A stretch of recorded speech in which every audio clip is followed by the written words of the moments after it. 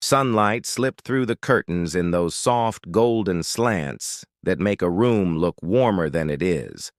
I got up first, as usual, pulled on my hoodie, made my way to the sink and began brushing my teeth in that half-awake, mechanical way we all do when the routine's been etched into our bones. Then came the vibration. My wife's phone, left charging overnight on the marble counter, screen face up, unguarded. A message floated across the top. Can't wait to see you at the beach house. I miss your skin against mine. I froze. Toothbrush still in my mouth, foam gathering at the corners. I read it again, then again. But it didn't change. It wasn't. A mistake wasn't spam. It was intimate, filthy, real. The sender was just M. At first, I told myself it could be marketing, but no ad talks like that. That was someone she knew, someone she had met while I thought she was working, or on her. Girls' weekends I never questioned, because I trusted her. I didn't unlock her phone. I just stood there, staring into the bathroom mirror, the one I installed with my own hands, the same bathroom she loved to show off to her friends. Jason made that himself, she'd say, like she was proud of. Me, like we were real. Meanwhile, she was tearing everything down behind my back. I spat the toothpaste into the sink, rinsed my mouth, and splashed cold water on my face. I looked at the man in the mirror. He looked tired, betrayed, but more than anything, certain. The kind of certainty you feel when a nightmare becomes real life. She walked in minutes later, wrapped in her robe, hair tied loose. "Morning," she said with a smile. "Morning," I replied. I didn't mention the message. Not then. Not yet. I tucked it away like a blade in my pocket, waiting. That day at work, I stared at a contract on my desk for 30 minutes and didn't process a word. All I could think about was the message, the line, "I miss your skin against mine. That doesn't just happen. That's not the start of something. That's a middle. That's a rhythm." And I had no idea how long it had been playing behind my back. I'd given her everything. Rides to her mom's appointments, paid off her debt, changed jobs to be closer to her family. Never lied, never strayed. I showed up, every day. But apparently that wasn't enough. That night, while she showered, I waited outside the bathroom door. When she walked past, I picked up her phone and gently pressed her finger to the sensor. It unlocked with a soft click. And just like that, suspicion became fact. Messages, voice notes, photos, plans. Not one mistake, not one hesitation. She wasn't afraid of being caught. That's how sure she was of me, of my ignorance. But I wasn't ignorant anymore. I documented everything. And then I saw him. Marcus Rayner. Tall, clean-cut, the type who overtips just enough to seem generous, and married. The name Aubrey popped up in one of their messages. Not me, not Belle. Another woman, his wife. It hit me. There was someone else out there. Someone like me. Someone who deserved to know. I found her easily. Corporate website, social media. She looked kind, gentle, unaware. So I wrote her. "Hi, Aubrey. I know this will come out of nowhere. Please understand I'm not writing to hurt you. Your husband Marcus has been having an affair with my wife, Belle. They're planning a weekend at a beach house I paid for. I thought you should know before it happens." I hit send. Hours passed. Then at 6:12 a.m. "Is this real? Please, I need to understand. Can we talk?" We did. I sent her screenshots, nothing graphic, just enough to confirm. She responded with silence. Then, "He told me he had a leadership retreat this weekend. I made him a travel bag." That sentence gutted me. We agreed to meet. Neutral ground, public, safe. The next morning, I drove to a diner called Willow's. Aubrey arrived just before 9. She looked like the photos, only smaller, like the truth had been pressing down on her. But in her eyes, sharpness. Awareness, strength. We talked. No drama, no tears, just facts. Pain braided into quiet voices. She showed me messages from Marcus. I showed her mine from Belle. We weren't crazy. We weren't imagining it. Then I told her my idea. They're planning to meet at my beach house. You want to confront them? She asked.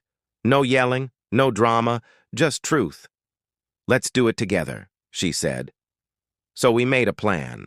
We'd arrive before them, let them walk in, expecting wine and stolen hours, and find us instead sitting in silence with folders of evidence in front of us, proof, calm, unshakable. It wasn't about revenge. It was about dignity, clarity, closure. When I got home, Belle was humming in the kitchen, chopping vegetables in that cardigan I bought her last Christmas. She said it made her feel wrapped in peace. The irony nearly made me choke. You mentioned a client retreat near Sandport, right? I asked. She froze for half a second, barely noticeable. But I caught it, the flicker. That's the one, she said. Very boring stuff. You'd hate it. I smiled. She really thought she was getting away with it. That night I held the beach house key in my hand. The next day, I cleaned the house, prepared the space. I labeled 2 folders, Jason, documentation, Aubrey, documentation. When she arrived, we stood on the porch together, looking out over the water. This place is beautiful, she said. It was supposed to be our escape, I replied. Now it's the setting for closure, she said. We lit a few candles, nothing romantic, just warm, ready, waiting. They were expected in 2 hours. We didn't plan to speak first. We'd let them enter their lie together and find the truth waiting, calm and undeniable. We weren't victims anymore. We were witnesses, and we were done pretending. I slid the folders between the couch cushions. Think they'll even notice? Aubrey asked. They're too deep into their story, I said. We took a seat on the couch. Everything was ready. The lights were dimmed just right. Soft jazz, hummed from the speakers, smooth, low, intimate. The scene was perfect, romantic even, a welcome worthy of 2 lovers expecting a quiet weekend escape. We sat in silence for a while, not awkward, just still. Aubrey broke it first. Do you still love her? She asked, eyes fixed on the darkened windows. It took me a moment. I think I loved who she used to be, or maybe just who I thought she was. I'm not sure that's the same thing. She nodded. Yeah. I ask myself that every night, if I loved Marcus or just the idea of him. It's hard to tell once the mask cracks. You start wondering how much of it was ever real. Exactly, she said. And yet, here we are. People who gave their best, still giving it, even now. She turned to me then, really turned, her gaze steady. Not sad, just resolved. I'm glad it's you, she said. I wasn't sure what she meant at first. To sit with. In this moment, she added. I don't think I could do this alone. You're not, I said. And for a moment, that was enough. We went over the plan again. Simple, clean, no yelling, no theatrics, just presence. Let them walk into their own lies. Let the truth do the talking. We weren't there to scream. We were there to exist. In the house they thought was theirs, a house they didn't deserve, a peace they hadn't earned. We set up 2 guest rooms, 1 for each of us. Agreed not to talk when they arrived unless necessary. No emotion, no show, just truth. Before bed, I stood at the window, watching the moonlight dance on the water. I used to imagine sharing this view with Belle, coffee on the deck, soft morning conversations. I pictured us growing old here. Instead, I was about to end our marriage here. Funny how life rewrites your stories. Behind me, Aubrey's voice was soft. It'll be over soon. Yeah, I said. And we'll finally breathe again. We turned off the lights, locked the doors, and let the hush of the ocean carry us into the last night before everything changed. Saturday morning broke too still, like the air itself was holding its breath. I stood barefoot in the kitchen, holding a mug of coffee I wasn't drinking, just letting the warmth press into my palms, grounding myself. The ocean whispered outside, a slow rhythm of wind and wave. Wave. Aubrey emerged around 8:15, wearing a soft beige sweater, black jeans, composed, calm. But I knew better now. Her stillness was a kind of armor. "Sleep okay?" I asked. "As well as someone can on the edge of a battlefield," she said, voice dry. I nodded and poured her a cup. We didn't say much after that. Everything necessary had already been folded into our silence. By mid-morning, we staged the room. The living room, bright, open with its sea-facing windows, became our battlefield, but not one of chaos. No raised voices, no shattered plates. Just a space prepared for intimacy, for truth. Aubrey placed 2 wine glasses on the table, side by side, not across from each other. "They'll think we're a couple," she said. "They won't be entirely wrong," I replied, "just not in the way they think." We laid the folders between the glasses, mine, black-trimmed, hers, navy, inside, emails, text threads, hotel bookings, timelines, photos, receipts, evidence. "Should we include the photo from the gala?" she asked, holding it between her fingers. "Yes," I said, "put it on top." 4 of us, smiling, inches from the people who destroy us. So close, so blind. She placed it down carefully. I lit the candles. Nothing romantic. Just enough glow to soften the room. The playlist was already set.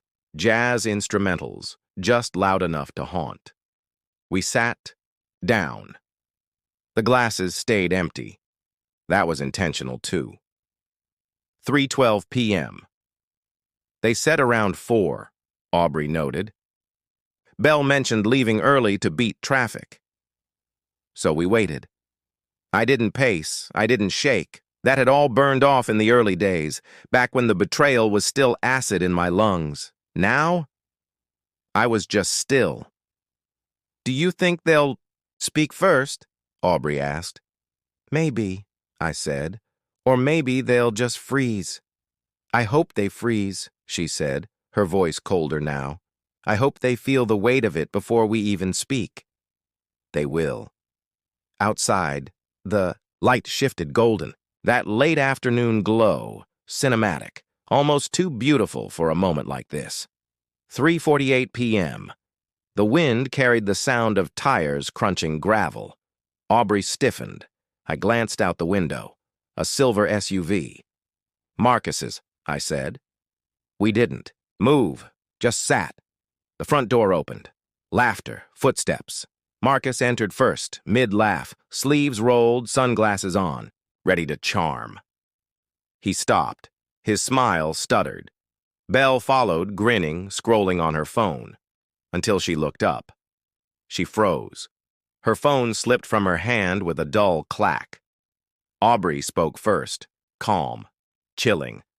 "Welcome," she said. Hope. Traffic wasn't too bad. Marcus opened his mouth, nothing came out. Then, This isn't what it looks like." I leaned forward, voice low but sharp. "No, Marcus. It's exactly what it looks like. You came here to cheat on your wife with mine. The only surprise is we showed up first." Belle's face drained of color. She stumbled back a step. "Jason, I can explain." "No need," I said. "We brought receipts." I nodded to the table.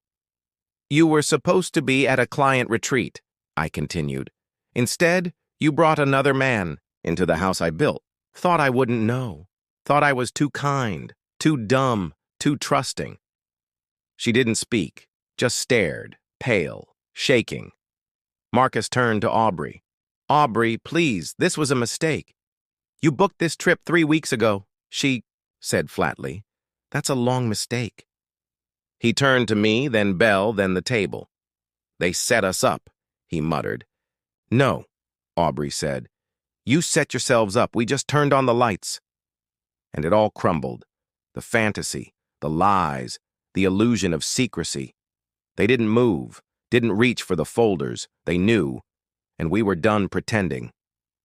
5:48 p.m. I'll never forget the time.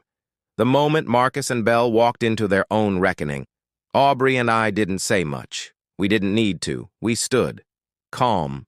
Final. Marcus tried again. So what? You two are a thing now? I laughed, short and bitter. Not everything's about you. Some people know how to sit in pain without dragging others into it. Belle reached out. Jason, please, can we talk? There is no we, I said. You ended that when you brought another man into the house I built with my bare hands. Aubrey added, you brought your affair partner to your husband's house. Do you really think there's a maybe left after that? Then came the envelope. I placed it on the folder. Divorce papers, deed transfers, account closures. I signed them 2 nights ago, I said. Marcus looked to Aubrey, eyes pleading. She shook her head. Don't bother. Your things will be on the porch when you get home. And that was it. We turned, walked out. No slamming doors, no shouting, just silence, a kind of freedom. I didn't drive off immediately, parked just around the bend, hidden. I needed one last look. Through the window, I saw Belle, still frozen, still staring down at the documents. Marcus sat, hunched over, hands in his hair. The house was silent now.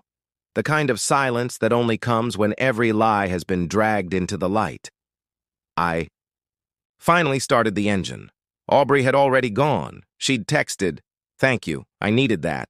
I replied, "So did I. Take care of yourself." I drove for hours. Let the old playlist spin. Songs from when Belle and I still held hands, laughed in traffic, sang badly on road trips. I let them play anyway. Let them hurt. Sometimes pain has to finish its path through you before it leaves. Around midnight, I checked into a motel off the highway. Slept harder than I had in weeks. When I woke, I felt something strange. Not relief, not anger, just space. And for the first time in a long while, I knew I could fill it with something better.